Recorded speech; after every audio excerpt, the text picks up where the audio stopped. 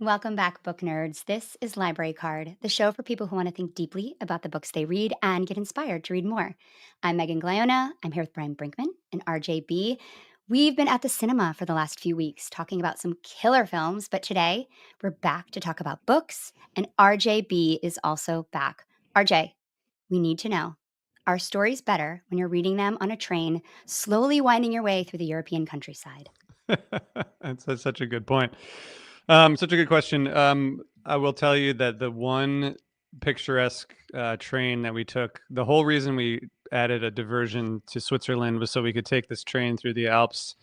And we got on Friday at like 3, and we ended up, because it was so crowded, we ended up in there's like a McDonald's kids play zone on the train. So we Oh my God. basically ended up in like a moving McDonald's play zone with like a bunch of kids sliding down these slides and screaming.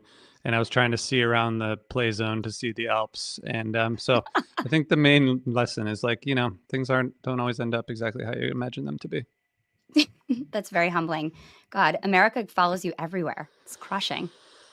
Yeah, it's pretty intense. We've got a Well, welcome cultural back. reach. Thank you. Yeah, we sure do. We missed you. And today we're going to have what I think is going to be a healthy discussion about a book by one of my favorite authors. We're going to be discussing The Blind Assassin by Margaret Atwood. But before we do that, Brian, what have you been reading while we've been stuck here in America? Well, I am making my way through I'll Sleep When I'm Dead, The Dirty Life and Times of Warren Zevon. It's an oral history of the life, music, legacy, and the way that he subverted his own success. Mr. Warren Zevon, one of my favorite songwriters. I've always wanted to read this. I've been reading it the last couple of weeks. About to dip into some Saunders and Hemingway short stories, and I'm about to pick up. I'm very, very excited. I have not started yet, but I'm very excited. Lots of anticipation, lots of hype, big recommendations from both of you guys, as well as the larger literary world.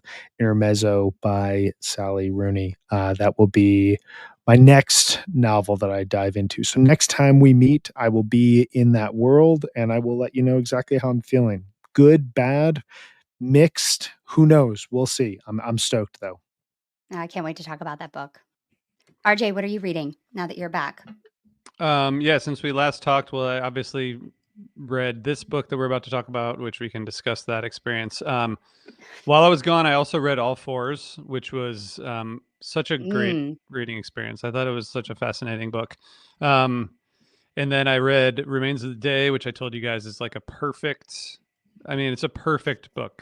In every single way. It's awesome. And now I'm reading a book called Theft, which is a really good book, and it's by the winner of the Pulitzer Prize, Abdul Razak Gurnah, and it's a really good book. It's about Tanzania, and I don't know. I think part of the thing about reading is, of course, we like learn about these situations in the world. Like I didn't really realize that in Tanzania they were like part of the British Empire, but there was also like a lot of influence from Cuba, and there were a lot of like revolutionaries who were like going to Cuba to train and coming back, and it's like a largely Muslim country, which I sort of knew. Anyway, learning a lot, and it's also a good read. So that's my long answer. Did they win the Pulitzer recently? Is it a new book? It's not. It's a new book, and they won the Pulitzer like 5 years ago. Okay. I'm sorry. He did not. Sorry, he did not win the Pulitzer. He won a prize that is slightly less interesting, called the Nobel Prize. I don't know if you guys have heard of it. Excuse me. I misattributed him. He won the Nobel Prize just like for being a person. Yeah, not for a that's usually how it works. Yeah, so he's like apparently awesome. Everyone. So it's not the Nobel for literature. It's just like the awesome prize. Humanitarianism or something. They're honoring you as being a person who existed great. that needs to. That's it's a really fascinating museum. I went there once, and it is you're just like surrounded by true greatness. It's an amazing place to be. That's so cool. Where is that? Stockholm. That's so cool. I've never been to Sweden. We spent Well, a extended evening out beforehand, and my friend fell asleep in the museum, which was not the best look for him or us, but I was It's really just like fantastic. I was totally blown away. that's amazing. Well, I have been reading the short stories that we're going to be talking about for next week's episode, but I also wanted to share a book that I just finished. It's called The Mobius Book by Catherine Lacey. It's described by the Times as an elliptical novella and a seething memoir. And it's really interesting. It's a two-part book. So you can read it from either end. One side is a memoir of her breakup with her partner, and the other side is a fictionalized version of that situation, but that doesn't really do it justice. It's taking parts of that situation and fictionalizing it. And you can read either end first. And I didn't know which side I was reading. And I just started reading a side, and I ended up reading the fiction novella first. And it was so interesting to see how a writer might use themes and motifs and specific incidents from their own life to write fiction. And the book is just filled with aphorisms that really hit you deeply about relationships, about friendship, about love. It's really whimsical. It really plays with that thin line between truth and make believe. It's kind of an exercise in autofiction, which I'm super interested in. It really kind of twists and turns on itself. And that's why it's called the Mobius book, because it's titled after a Mobius strip, which I had to look up, but it's a surface with one continuous side formed by joining the ends of a rectangular strip after you twist one end through. So it's like this, I don't know, look it up if you haven't thought about a Mobius strip lately. I hadn't, but it's a pretty ingenious title and idea. And I'm just very interested in people when they play with form like this. So if you are interested in structure, form, autofiction, memoir, I highly recommend the Mobius book. Awesome. Yeah, check it out. And the book we're talking about today definitely twists and turns on itself and is also written as a form of memoir. So let's get into The Blind Assassin. This is the 10th novel from Canadian luminary Margaret Atwood. The book is written from the perspective of Iris Chase Greffin, who is an older woman who's ailing in health as she writes the story of her life before she dies in an attempt to reach her estranged granddaughter. The novel is told through flashbacks and it spans the 20th century, but a majority of the story takes place in the 1930s and 40s in a fictional town in Ottawa and in nearby Toronto. Iris's story is interspersed with chapters from her sister Laura's novel, The Blind Assassin, which was published posthumously after she committed suicide by driving over a bridge. So, this novel within a novel is the story of two unnamed lovers who meet in back rooms and, while meeting, share another story within a story, a sci fi pulp fiction tale about a distant planet. So, through Iris's retelling of her childhood, we learn about how her mother died from a miscarriage and her father, once a prominent factory owner, drank himself to death. In an effort to save the financial position of the sisters, Iris is married off to a businessman and aspiring politician, Richard Griffin. Iris struggles through a loveless marriage, which is a generous way to describe it, and is forced into society by her sister in law, Winifred. We also follow Laura's story as she struggles with religion, other metaphysical questions, and finding her way in a world she feels less and less tethered to.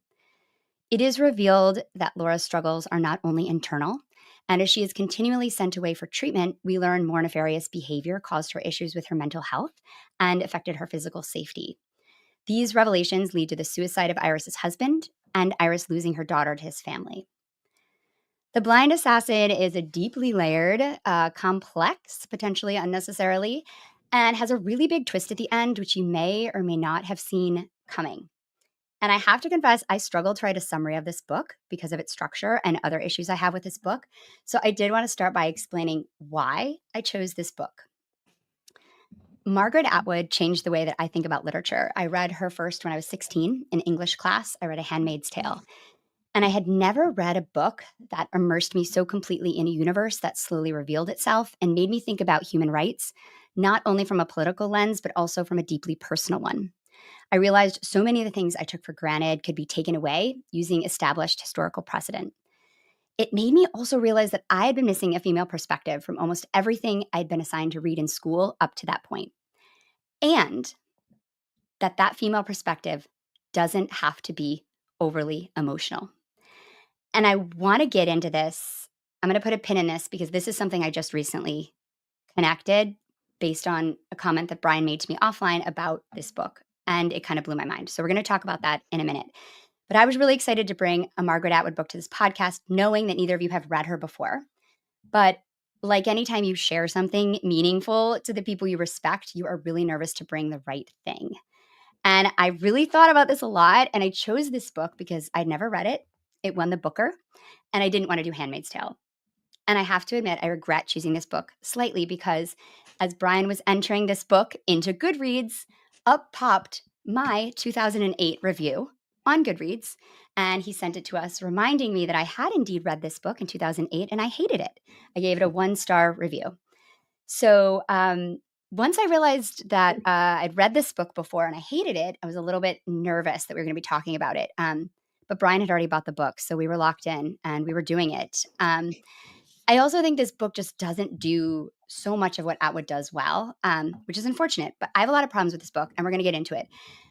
But I want to start with this realization that I had after talking with Brian about this, because Brian, I'm going to paraphrase you. Well, do you want to explain what you said to me about what you didn't like about it? And then I'll explain how it affected me. Yeah, I mean, I think I know where you're going. I mean, I found my reaction to this book has been as layered as the book itself. Yeah.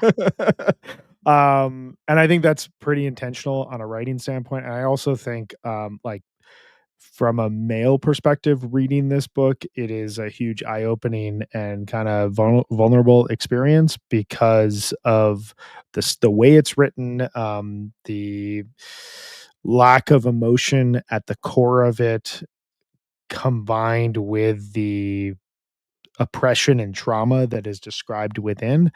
Um, I guess, like, as from just like a pure reading standpoint, I think what I said to you was something along the lines of there's so much that happens here that I feel, if it was if there were if it was just if it was written in a more emotional way, I would really be attached to, and I would really be like compelled to pick it up Hmm. constantly throughout the day.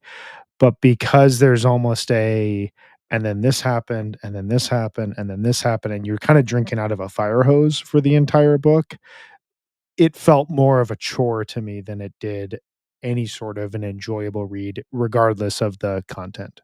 Was that in line with kind of where you were going with this? Like, Yeah, I think the lack of emotion is really got me thinking, because when you read women's stories about history, they are often very emotional. And like, I think of a book like Little Women, which I don't know if either of you have read, but maybe you've seen the movie. It is a women's perspective on history, but it is mostly about romance and love and a desire to have a career and conformity and those kinds of things, and to be an artist when you're a woman, and there isn't a place for that. But it's still very much in this deeply emotional, connected to romance, connected to feelings about men. And one thing that I thought was so impactful for me as a teenager, and I didn't even really put it together until we talked about this, is writing about women's perspectives from history doesn't have to be something that's constantly tugging at your heartstrings. It is something that can also just be more of an intellectual exercise, or just a different perspective on this situation, where obviously these are emotional situations. But like, when you're reading Handmaid's Tale, that book is her writing can be clinical at times, I guess is what I'm saying. And I think this book is less like that. It's less allegorical and opaque and allowing you to put the pieces together, which I really love about Atwood, in a way that just shook me, because it was like, you expect if you're going to read a female perspective, it's going to be really emotional, just because of like societal norms and gender expectations. And to read someone like Atwood, she's super clinical. Um, she allows you to make meaning, and she places you in really, like, one of her books, Oryx and Crake, is a dystopian society that's all based on like genetically modified animals and food. And it's so terrifying. And I think she's able to do that in a way that is really singular, particularly for a female author. And so, yeah, I was really interested to hear. I thought it was kind of an interesting play too about you as a man, not necessarily like lacking the emotion that you wanted from the book. And I think that that just plays on gender stereotypes in a way that I found really fascinating because it's something that I think almost is singular to her in a way that is interesting and less effective in this book. RJ, I don't know. How did you feel about, did you notice a lack of emotion? Do you have a lack of emotional response to this book? What was your take on this? Well, I was mostly just confused. I mean, I think I wouldn't say that I really even got I didn't think that much about the gender dynamics of it. I mean, I felt like in some ways it's telling a story that we are used to hearing about power and gender Mm. dynamics and Mhm. and then I actually thought a lot of it was, if I had to like communicate a theme about it, it would have been more about um I guess wealth and standing and how history kind of is in control of those sorts of things, like the Mm. Mhm. external factors with the wars and with everything that was going on in like the Western Hemisphere. I think was as notable to me as kind of the stuff you guys were just describing. Um, Mhm. I Yeah. mostly was like my reading experience of it was that the first um 30 or so pages where they're like going through the obituaries and some of the intro to the blind assassin stuff, I was just really trying to figure out like what was happening, and it took me a Mhm. really long time to figure out what was happening, and even to figure out that like the obituaries of the people were the people that then like you find out later how they died, or like Yeah. structurally I thought it was like, I'm sure it was intentional, and again, like she can do whatever she wants, so like it doesn't really matter what I say, but I found it like really confusing. But I also thought Yes. like Totally. once I got into it and started reading, like got into the story, I enjoyed it, and I thought that I was mostly probably caught up in like what she does so well, which is mostly like description and metaphor and dialogue that she's just like so Fucking masterful at, expert. you Oh my know, Yeah, God. yeah. that it just Absolutely. that but so I don't know, but I was annoyed a lot of the time. I wish that it was like 200 pages shorter, Uh-huh.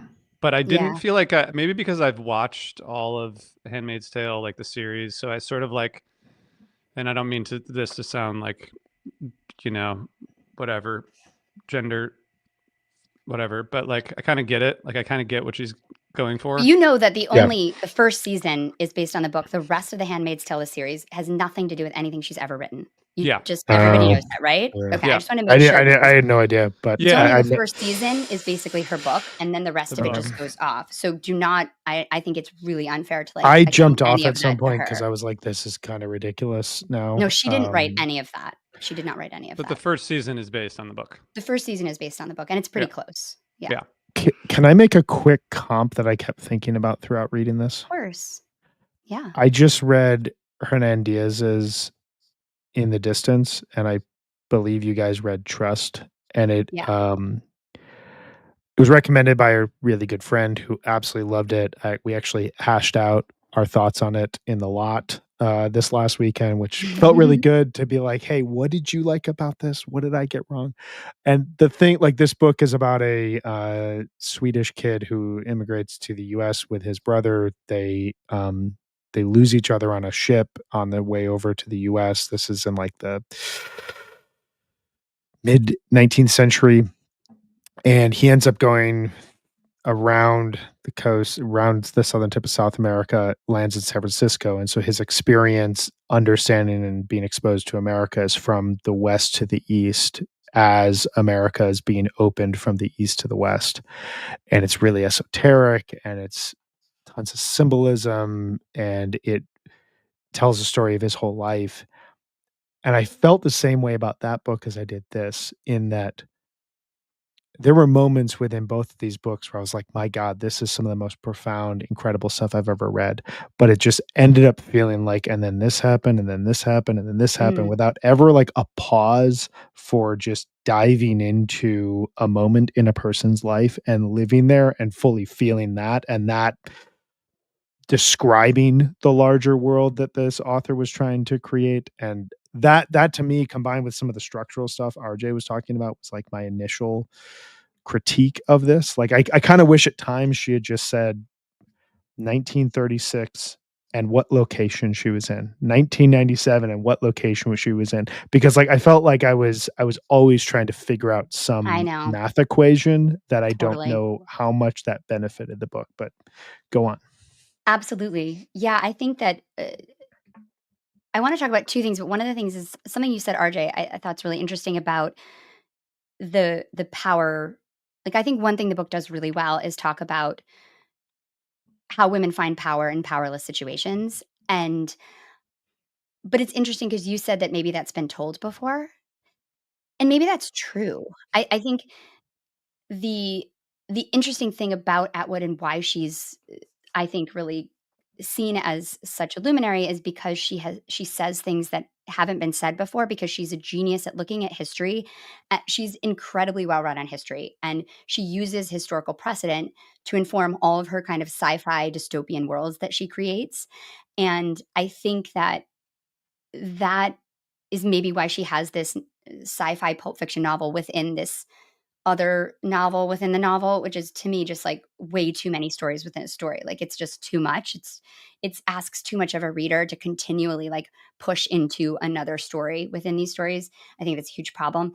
But I am interested in maybe that this is a story that has been told before, and maybe that's why it didn't require, or maybe that's why she overcomplicated it in a sense to add that depth to the story. I haven't really thought that through because I just was interested about what you said about that, RJ, because I can't decide if I agree with that or not, but I do think that the best parts of this book are when she is giving a voice to these women and also creating their historical world. I thought the parts of the story that take place at Avignon and the house, and the parts that take place when the kids are children, when the girls are children, and also the historical aspects of the story to me are really successful, and those are the moments that I was able to, like, visualize and emotionally connect and feel that, like, I was there. Yeah. But I think that continually, like you're saying, both of you are saying, like, pulling you out of that and putting you in a novel within a novel or a science fiction pulp novel or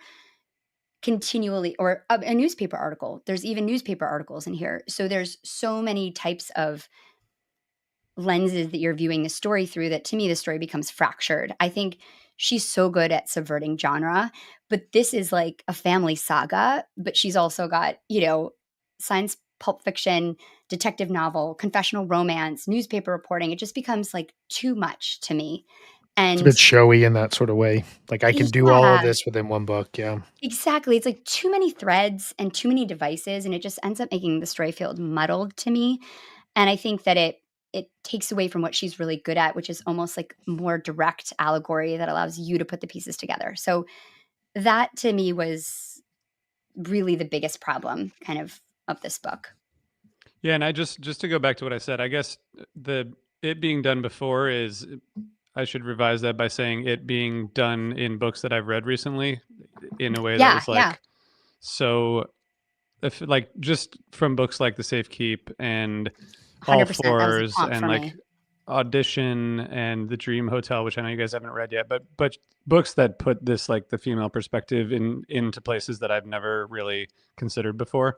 I think that's kind of what I was saying about this. Like to me, the other parts of the writing were more important to me in terms of a takeaway from this than than that part.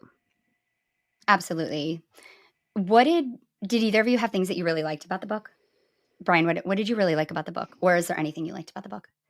I liked a lot about the book. I think one of the things RJ said that I kept thinking was like, if this was the length of the Safekeep, it would be one of the most Yeah. powerful books I've ever read. It felt like 2 to 250 pages tacked on for maybe stylistic reasons. Maybe she was just experimenting. It kind of reminds me. I mean, this is the first Atwood I've read, but it kind of reminds me of when an artist who has like pop appeal, but also has like a very devoted fan base, releases like a double album. And most of the like larger stadium crowd is like, yeah, that album sucks. But like the devoted fans are like, no, no, no, that's where the magic's at. Like Dylan released a triple album in 2017 of 1940s love songs and love ballads, and they're very long and very sleepy. And like most people are like, gross. Like that is one of my favorite Dylan records of all time. So like I think this is almost like a service to like her most devoted fans of like, look at what I can do within a book, and that's impressive. But in terms of what I enjoyed, like I'm a huge history nerd. Reading anything that is firmly rooted in history while avoiding the dreaded historical fiction tag, I'm Yeah. here for. I love books that are if it's like science fiction, I love knowing that it has some root within the real world. It's one of the things I love about like the Dune series is those are humans evolved 10,000, 20,000 years in the future. This is set during mainly the Great Depression. I loved how much of it was focused on the Great Depression. I feel like so many books and movies that are set in the 30s and 40s are like, the Great Depression was really hard. We had to suffer a lot. Here's World War II. It's so exciting. We all came together. You know, like there's not as much of a living within the Depression and what is happening in Europe while what is happening in North America, how those two things are aligned as tensions are built. So she definitely built that world and painted that world in a really profound way. Um, I mean, I ultimately think at the end of the day, the revelation at the end, big time spoiler here. If you have not read this book, and you plan to, you should hold off listening to anything I'm about to say. Are you guys okay if I do the spoiler here? Do it. Yeah. Okay. So this book within the book, The Blind Assassin, is meant to be it's attributed to Laura, the younger sister. It's we discover by the end that it's actually Iris who wrote this, that Laura had been raped by Iris's husband Richard. She'd gotten pregnant. They threw her in a mental institution essentially to prevent her from revealing this information. They forced her to get an abortion. Meanwhile, Iris has been abused for much of her marriage, both from a emotional standpoint, but also a physical and sexual standpoint.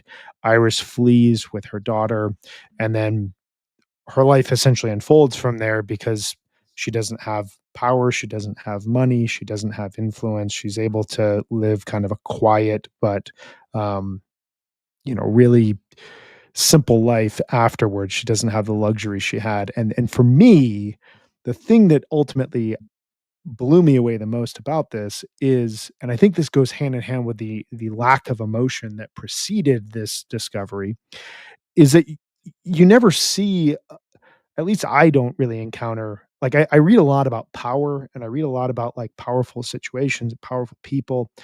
I feel like you don't get an entire story dedicated to someone who is within that power circle, but has absolutely no influence and is essentially just Mhm. outside, like in the shadows. And that experience I feel like can be told with a lot of like desire and emotion to get to the center, to be a part of the conversation. But it was so clear that because of her lack of education, how young she was married off, what her father prevented her from learning about the real world and engaging in the real world, meant that she had no idea really what was going on outside of her. It was all kind of like a confusing blur. And you, as the reader, are then presented with that perspective. And I guess like Mm. I almost wish like that reveal, would that be as powerful at the end if it had been told at the beginning? You know, if like you knew going in that this is what you were reading about? I don't really know. I feel like there is something to be said about like a twist within a narrative structure. But once I got that, the entire book kind of revealed itself to me in a way that I felt like I learned like a semester's worth about power and women within a cultural, epicenter in like 5 minutes. Like I felt like I just got all this information like fully realized by the end of the book, that really hit me hard and really blew me away, and I haven't been able to stop thinking about. Well, that's really interesting about the book's need for the end. I think it needs that mystery and that twist just because it is pretty laborious. I think if you didn't have that, the payoff would not hit. I kind of Mm. I didn't know that Laura had been raped or impregnated, but I knew something super bad was going on and I knew it involved Richard, but I knew the book was written by Iris the whole time. You just inherently knew that? Like, you could just I, tell?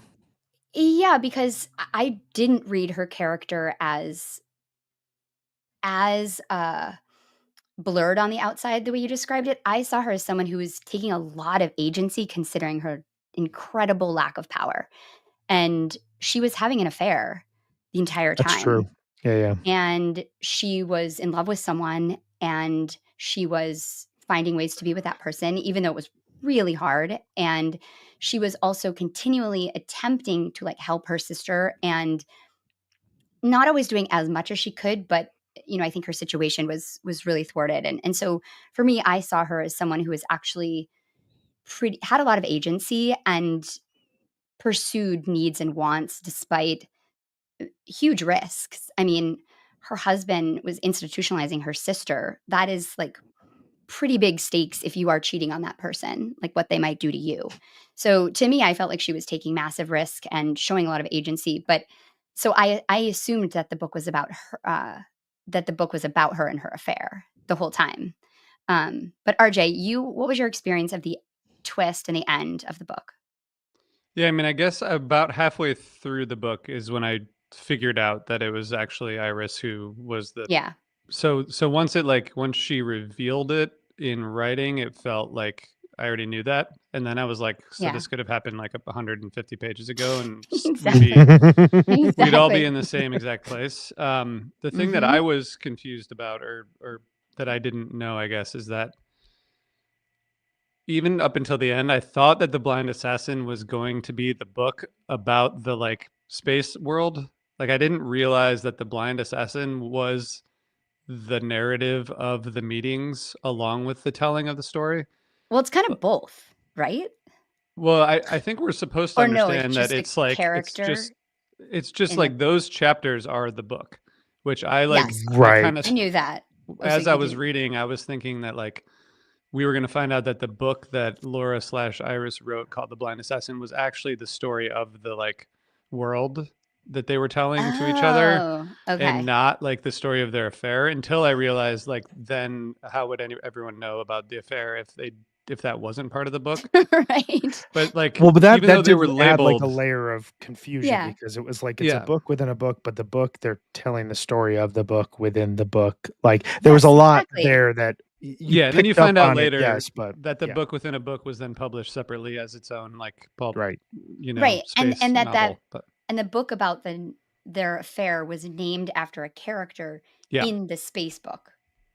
Like Right, so we yeah. have it's just 3 like books basically going it's on. like And come the on. space book, honestly, like the It's story of the horrible. space novel was like not super compelling. Like it just No. the part where the blind assassin like saved the girl and then they like went off and then they joined back up with the rebels or whatever. Like if the Not at Mhm. point all. was to show like an emotional payoff for all the investment, it like didn't really work.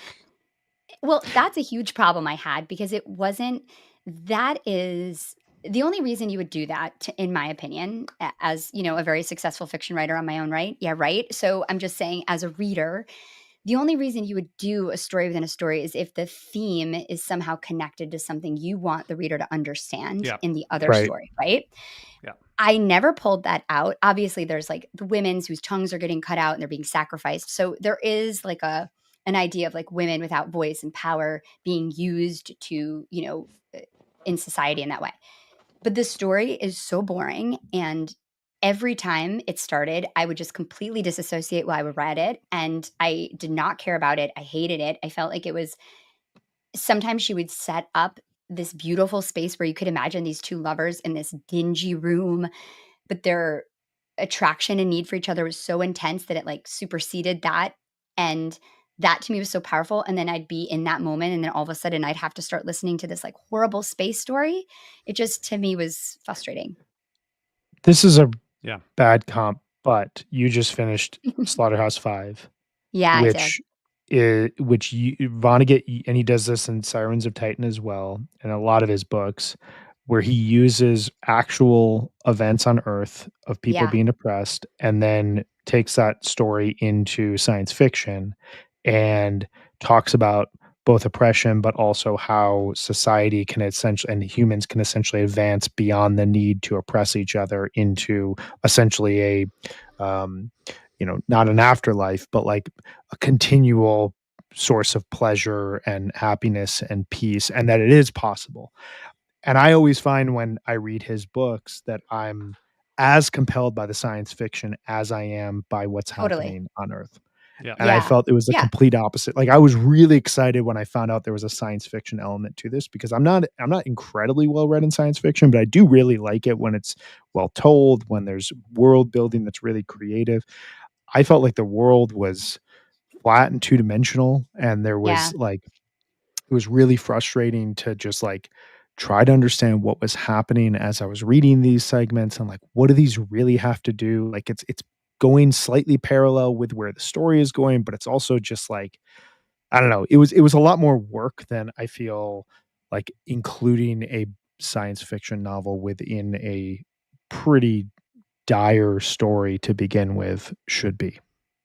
Well, and maybe Yeah. that's, sort of interesting because sorry, I'll just say this quickly, but that is actually she's kind of the opposite in that Atwood takes historical precedent and things that have happened on Earth and shows you how that could be exploited and forced into an even more oppressive Mm. kind of dystopian world. That's what Handmaid's Tale is. She wrote a whole trilogy that starts with Orcs and Crake about genetic modification and climate change, and it's very intense, and maybe I should have chosen one of those, but if you like that stuff, that's why I would totally recommend Atwood, and that's really why it bothered me so much to see it kind of not work in this way because she's actually really good at that. Yeah. Yeah. I mean, that's I think why this is the album that is released that is literally just for the super fans, perhaps. I mean, this won the Booker. This isn't like Well, this was a book that yeah. that everyone felt the way that you felt being an Atwood head. Um, which is almost what makes it more interesting is that like you're incredibly well read. You've read this author. This is your sixth book of hers. And you found that this like did not agree with what you're looking for from her at all. Mhm. Yeah, and I think that it's interesting because it made me think a lot about if my love for her has persisted because of the original impact of her original work, and I am a huge fan of her poetry. Her poetry is incredible. As you know, she writes RJ, you texted us that her use of metaphor is, like, incredible, and her poetry is absolutely phenomenal because of that. But I do think some of her most recent books fall more into this camp of I haven't loved them. So would both of you read another Atwood? Not now. 100%. I'm just Yeah. you would? Yeah, You would? definitely. 100%. Okay, okay. 100%. 100%. I think for everything I didn't enjoy about this, I got something out of it that made it valuable. Like Okay, sometimes you that's read a book good. and you're just like, Yeah. this is not for me. I don't really have any interest in what this author has to say about anything else. Um, like I didn't hate reading this book, and for how long it is and how dense it is, like I was pretty surprised by like I could just sit down and crush out like 30 pages at a time. And I felt like I was reading it pretty quickly. It never once felt to me like, oh my god, I got to pick this book up and somehow get through like 10 pages. Like those books where Yeah. you're just like Oh, 10 yeah. pages feels like a gigantic accomplishment and you're just like I can't ever get into the rhythm of reading. I felt like I was really in the rhythm here and like the story moves along. For me, it was this sense of like you take out a couple of these things that felt unnecessary, the whole secondary story, that's 100 pages probably right there. Yeah, You totally. embellish a few of these characters. Like I felt almost like and this is what got me to the sense of, like, I think you're accurate that she had more agency than I'm giving her credit for, but I did almost feel like, like her first meeting with Winifred, she's just like realizing in the moment that she has no idea how to operate within the society. And it felt like at every Oh, yeah. step that she got through, from the next step in her life to the next one after that to the next one, she literally had no education or understanding for what she was supposed to do. Whereas all these people around her had been primed and had the intuition to understand the world and how to operate in it, and she was very childlike still up until maybe the mid 40s when Laura dies. And then but even then she starts losing kids, and her grandkids have their, like, she like has no control over the life that they live. um I'm fine with that, but I almost just felt like because she was so she did Atwood did such an accurate job of describing that feeling of being a part of power, but so removed from the decision making that Mm, I never really made any sort of, like, I had no feelings about Richard until I realized he was doing all these awful things. And then yeah. then I was just kind of like, okay, well, he's doing these things. I'm not really, not even relating, but, like, I'm not really feeling anything about that. But I also kind of feel like that was part of the point, that, like, if you are so buried in this level of oppression that, like, at some point, do you just go numb? And is that what we're reading about right now, is just the experience of being completely Yeah. numb, and, like, the whole world, like, almost sounding like, adults in, like, the Peanuts comics, where Yeah. it's just like, "Whoa, whoa, whoa, whoa," like, you don't actually get what they're saying because they just have so much control over you. Yeah, I mean, she says toward the end at some point, like, I realize I haven't painted the character of Richard, Yeah. She and like, I which is know, just it's sort of I interesting almo because, I it's crazy, sorry, right? sorry, but this was reminding me, I wish I had taken a picture for you guys. Every time she started a new chapter or a new paragraph with, "I realize I've been incredibly Yeah. vague for you," I was like, "Yes, you have. Why can't you fix this? You're still writing the book." Well, that's what I mean is that it's almost like she saw the problems as she was writing it. I wanted to ask you about characterization in this book because I felt like Iris's narrator voice is so halting and unsure and drained me.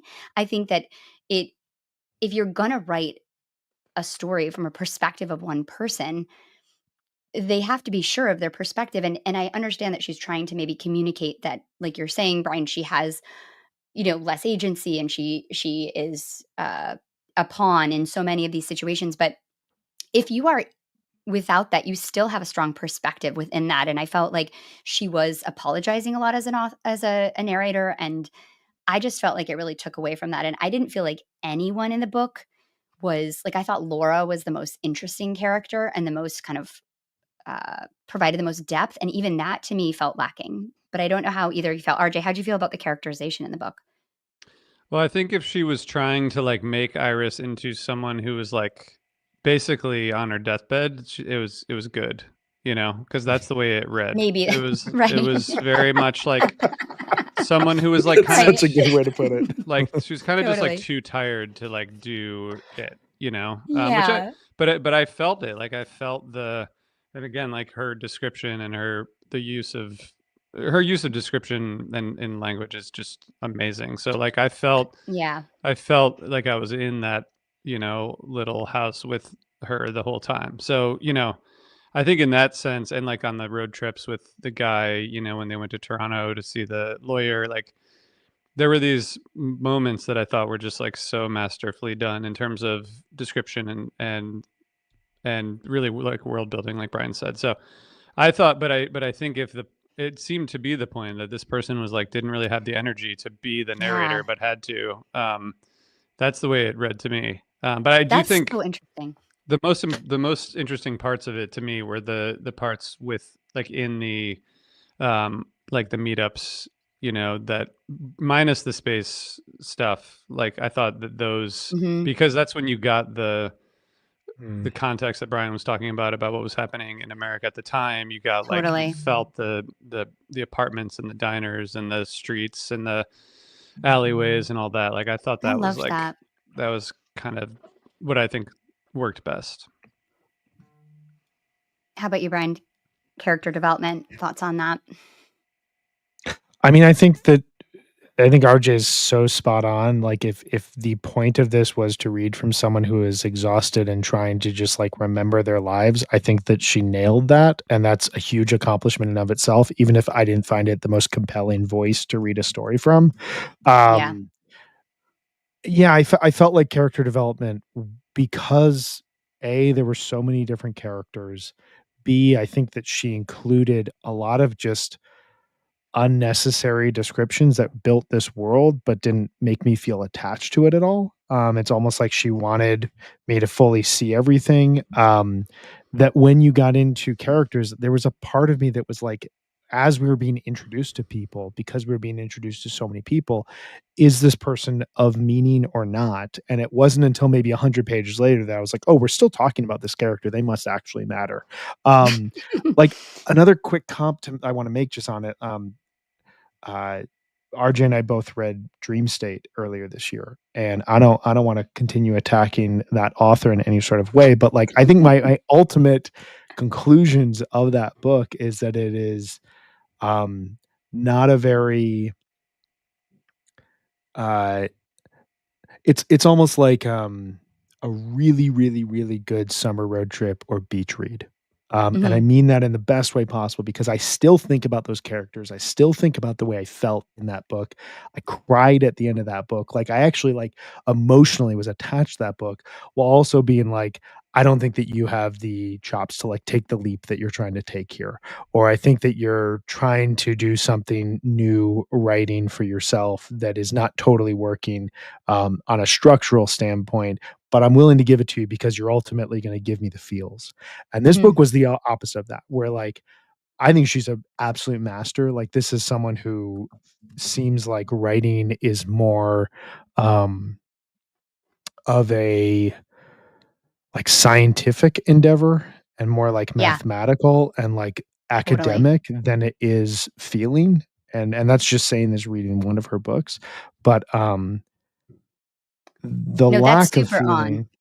Right? Like, sh yeah, Like she's she has said she would be a unbelievable. scientist if she wasn't a Yes, writer. She said she'd and be it a reads like scientist. that. It Mhm. reads Yeah. like that, where she has the whole world, she knows how to describe it, she's very accurate in that sort of standpoint, but what you lose is that kind of emotional core even when all these awful things are happening, and I think that that's just related to the characters. I felt like a lot of these characters were ultimately two-dimensional, doing three-dimensional things. Yeah, I was trying to think about a character or a book that's written from the perspective of an older person that's still super compelling, because when you said that, RJ, it made me think that is a really hard choice as a to have a narrator that's really old. And I was thinking about this book that I read called Death in Her Hands. It's by Otessa Moshkaf. I don't know if I'm probably pronouncing her last name incorrectly, but I don't know if either of you have read her, but I've only read this from her. And it's a really creepy book, and it's mysterious, and the narrator is really old and struggling with her age, but the book is basically a stream of consciousness of her, and it's fascinating. And I think that there is a way to do that where it's still super compelling. I don't know. I'm trying to think about Atwood's other books, and I don't think character development is really her thing in that Yeah. sense. Like, she's much more plot, she's much more allegorical, she's much more about metaphor and history and, yeah, science fiction, and I think that's what makes her so interesting as a woman, because she's not flowery and emotional, and, she just defies gender expectations in that way that I think is Yeah. fascinating. Yeah. Do I think that's Yeah, fair.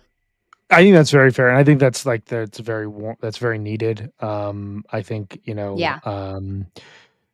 like a music comp. I don't know why I keep making music comps in this episode. It's very strange, but like she's almost, in the sense of like what Joni Mitchell is to classic rock in the 70s, where she can write songs that are as um like eye-opening and like lyrics that are as like mind-blowing as Dylan and Neil Young.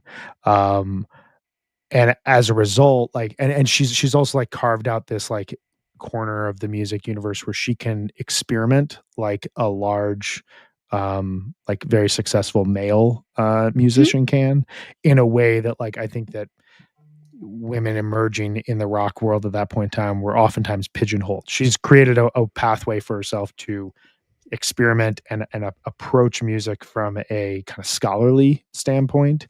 Um, Whereas I don't think you see that as much because there is a lot of risk involved. Like what we're talking Yeah. about here, this is a very ambitious book to have written that I think you have to be a very specific type of female author to have the ability to write this book, get the advance on this book. I mean, this has Win the ended up Booker. being Win the Booker. This is her second biggest selling book after The Handmaid's Tale. But That's sales crazy. didn't spike until she won the Booker.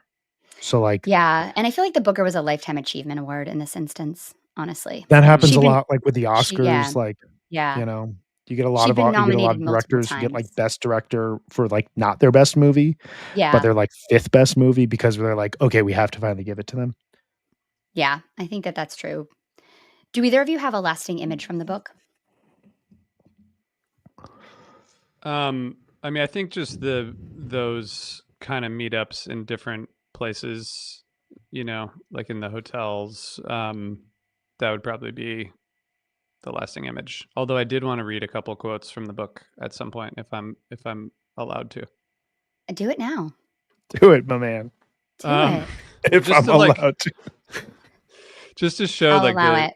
the One of the the co-hosts of this podcast, can I read something that would move me from this book? Please, there's please. the picture is another there's that picture that kind of shows up many times throughout the book of the three people, the two sisters and the guy from the picnic, and then it's like altered. It's like a Yeah, recurring character.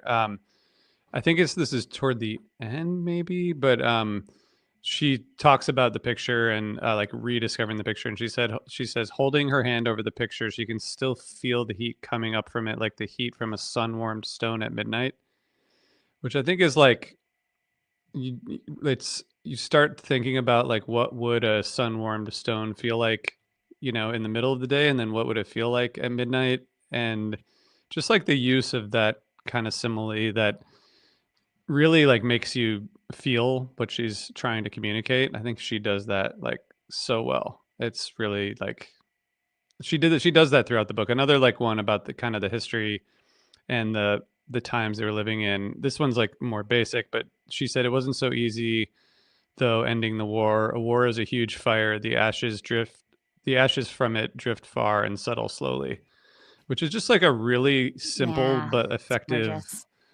way of describing war, that like is just awesome. There's things like that like throughout. In one of those meetups, you guys, when they're like they start to kind of like brainstorm the book and later on, right? Like at first he's like telling her, and then he Yeah, says at one point he's talking about wolves. Do you remember that paragraph? He's mhm, like Mhm. basically like all stories are about wolves, and then they're like they have this back and forth, and then he says like there's escaping from the wolves, fighting the wolves, capturing the wolves, taming the wolves, being thrown to the wolves or throwing others to the wolves, running with the wolf pack, turning into a wolf. Like all the stories, no other decent stories exist. I just thought that was like it's so awesome and really so true. interesting and so true. Like, so there's these little nuggets of just like amazing use of language and metaphor and comparison in here that I think is just, to me, that's the most notable thing about the book. Yeah, I think sometimes it's easy Yeah. to forget what she's so good at, because of the structure and the issues we have with the book, but she is definitely one of our best living writers because of that and her ability to use history, in the way that she does. But yeah, I love hearing her language. Thanks for sharing that. Yeah. Yeah, she had lines that, like, I had to kinda go back and reread because they are just so descriptive, and there's so much in, like, 12 words that she's saying. Um, I mean, I think the lasting image for me is just the slow decay of Avignon because it was such a great example of the old world changing over into the new world, which happens via the Depression and World War II. And kind of along with that, the image of her father and how she saw her father, and that how that had evolved throughout the book as she starts to pity him. And at first she's almost confused, like why he's acting the way he is, and then she starts to better understand it, and um, realize, you know, why she has to go and be married off to Richard. But like the house, kind of in the same way that like Northwoods via the house told the story of America within a rural environment. This does something similar. I mean, obviously this is Canada, but you know, the way that the depression struck both countries and then the impending war struck both countries is kind of told really beautifully through the image of this house that is going almost into disrepair, and that by 1945 any hint of what existed here just after World War One is no longer possible to retain. And so if you are going to live in a wealthy, um, you know, if you're going to live amongst wealth and power, that is going to have to change. And if it does not, and you also see that with Richard, with like the actions he takes are pretty well understood in a previous time, and they're pretty well swept under the rug. And now his political career becomes in crisis because of rumors of what he's done, that are so scandalous. Um, and that, that just reflects a changing time as well. I mean, I think the more I Mhm. think about it, like her decision to root this book in the depression, and especially the latter stages of the depression, just creates so much imagery that I don't think I've really read a lot of books that are rooted in that time. I mean, obviously, like the Grapes of Wrath, but that is so obviously about the depression and that impact. Like this takes it from how pervasive and it was into even wealthy circles in the Western world, that really, Mhm. strikes a point of how terrifying that type of economic upheaval can be to live through. Yeah, my lasting image was also Avignon. I loved imagining this crumbling old home that was once stately. I just pictured lots of ivy and overgrown flowering bushes and a sense of diminishing greatness that added so much texture to the novel in a really beautiful way. And the other images that really stuck with me with the book were from their childhood and this idea. I think Atwood is so amazing at, how do I describe this? So, the second Atwood book I ever read is Cat's Eye, and it's all about childhood. It's about being a little girl. And I was like 16 or 17 when I read it, and it resonated with me in such a powerful way that someone would write a book about being a child. And she illustrates childhood in a very evocative and honest and really unsentimental way. She has a quote from this book that I want to read you guys. It says, "Little girls are cute and small only to adults. To one another, they are not cute, they are life sized. We are survivors of each other." And I cannot tell you how true that resonated with me as someone that had a really complicated best friend as a childhood, who, a little girl who was really cruel to me in a lot of ways. And I think that her ability to paint and allow you to visualize the life that these girls had was really, really powerful to me. And the last image is when Laura is drowning when they're younger, and Iris saves her, and she goes to save her and she sees her hair floating around her, and the way that Atwood describes that is absolutely stunning. And that image has stuck with me too, because the whole book also is a lot about Iris trying to save her sister when her sister doesn't want to be saved. And that really Can stuck I with me. can I ask a question about this because you guys brought up the house and that's where the husband ends up dying and the boat thing and all that. Yeah. Maybe I was like trying to like finish the book by the time all this stuff happened, but did you guys feel like the pacing was kind of off with regard to that whole thing? Like it felt to me Yes. like nothing happened for 500 pages and then something, and then like in 20 pages like everything had, it's like suddenly he died, he committed Yeah. suicide, the boat's done, like everyone died. Super rushed. Super Yeah. rushed.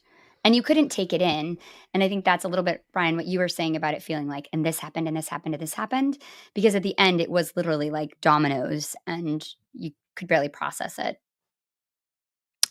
I wasn't Yeah. sure because I was also really just trying to finish the book at that point, and I was like, I kind I of think know we what's all were. happened, and it's Yeah. like I don't know if it was me or if it was the book, but I definitely felt under a lot of pressure in the last like 150 pages because you guys had both finished, and I was like, "Fuck, I got to just like, I got fish shows and I've got to power through this." So yes, I agree with you. Like at a certain point, it was just there towards the end there was so much of like both really cool reveal and also like now you're telling me and now you're Yeah. doing this Yeah. I think that this would have been. It's funny, the coffee shop near my office, I always go in there with a book for like 20 minutes and read when I have a chance to. And there's a guy who works there who is always asking what I'm reading and whether I like it or not. And I came in there, he was like, "You're still reading that?" And You're like, yeah, dude. and I was Thanks. like, this would be the best 250-page book ever, but somehow it's 500. And his face, he was just like, I've read those. Oh my God.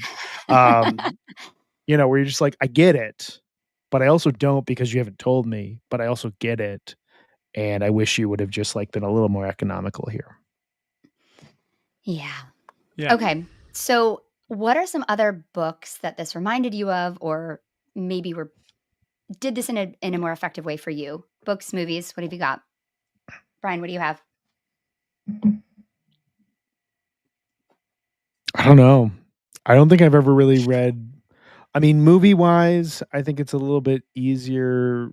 Mm, this reads like a mid 19th century epic is I guess the best way I would describe it, where Mhm. the descriptions and the color and the use of language is what you're here for, and then from a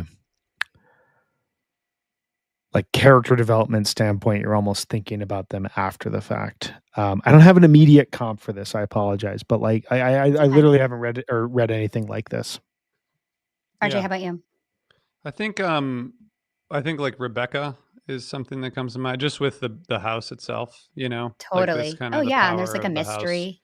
Hmm. Yeah, and the kind of like yeah, and the like this could be 200 pages shorter aspect too. Um Another th- Megan wreck going down no, in no, flames. it's all good. It's all good. Some things are, not every book is perfect, unfortunately, but a lot are. I don't Um know. Rebecca's pretty awesome in my mind, but it's we'll good. debate that another day. Yeah, yeah. Yeah, it just reminded me of that because of the house. Yeah, I like that comp. Definitely. I thought a lot about not necessarily the type of story, but what books have looked at history and shown it in an interesting way or subverted genre within that. Two of these have already been mentioned. I think The Safe Keep is an amazing comp. You mentioned that, Mm, RJ. It just looks at a certain time and place and it totally subverts genre. It gets you to think about history while also thrilling you and immersing you in, well, I'm not going to say because it ruins the book, but just I think it's a perfect use of subversion of genre. I also think Northwoods, which you brought up, Brian, it's just again definitely moves through different genres. Like he talks about uses so many different genres in that book, and it works. And I think that's a huge accomplishment.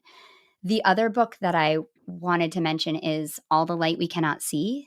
Anthony Doerr, a book that takes place in World War II, but narrows the story down to one small focus and then does an amazing job of zooming in and out with ease and rich characterization, but still firmly rooted in history. Yeah, And the I was actually gonna say this is like it reads like that book. So that yeah, I was gonna yeah. mention that. Yeah. I think it's a you guys really want to good know comp. something funny? Yeah. That's the last book I started and did not finish. Wow. Really? Hmm. Wow. Hmm. How far did you Yeah, get? Do you remember? maybe like 100 pages. This was when I was not like on like a very heavily scheduled reading regiment, Yeah. and so I picked it up. It did really nothing for me. I had no problem putting it down. And I read it now, like based Yes. off of our I think it's reflections on this book? amazing, but Yeah. Okay. it's definitely worth the read. I think it has a huge emotional payoff, but Okay. um Yeah.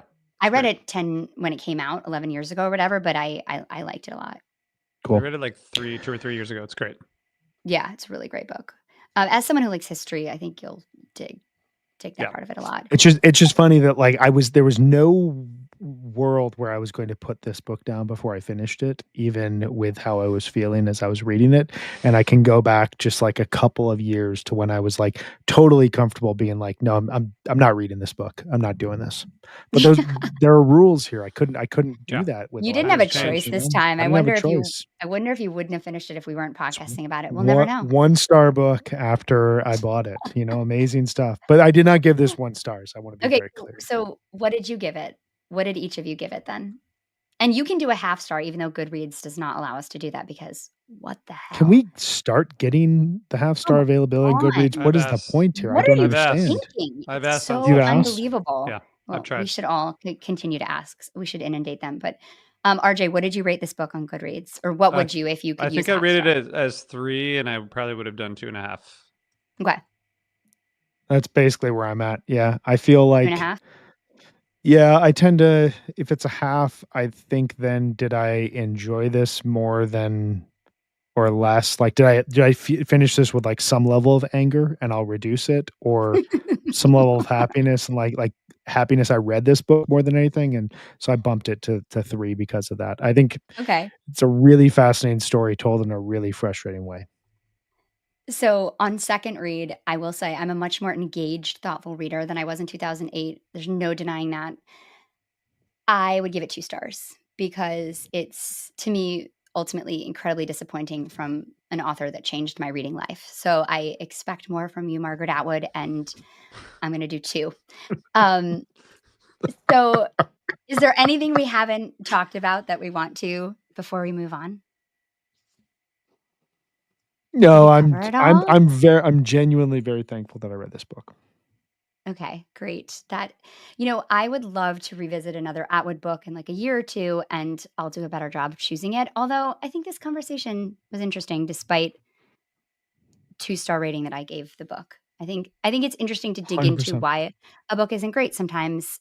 If we all love a book, sometimes the conversation can be less interesting. So, thanks for doing this with me, guys, and Yeah. I appreciate it. Next week, we are going to be looking at 2 short stories. We're going to be reading Hills Like White Elephants by Ernest Hemingway and Good People by David Foster Wallace.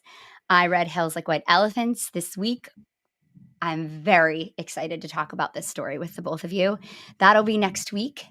Also, we have posted all of the books, short stories, and movies that we're going to be talking about. So if you go to Osiris and look up Library Card, you can follow along with us. Somebody asked about that in the chat. Please look that up. I'll post a link to it on socials because we would love for people to follow along and join us on this journey we're taking. So please do that. And thanks for feedback for people who have reached out. And please review us on Apple Podcasts. We really appreciate the support and the engagement. Thank you so much for joining us and happy reading. We'll see you next week.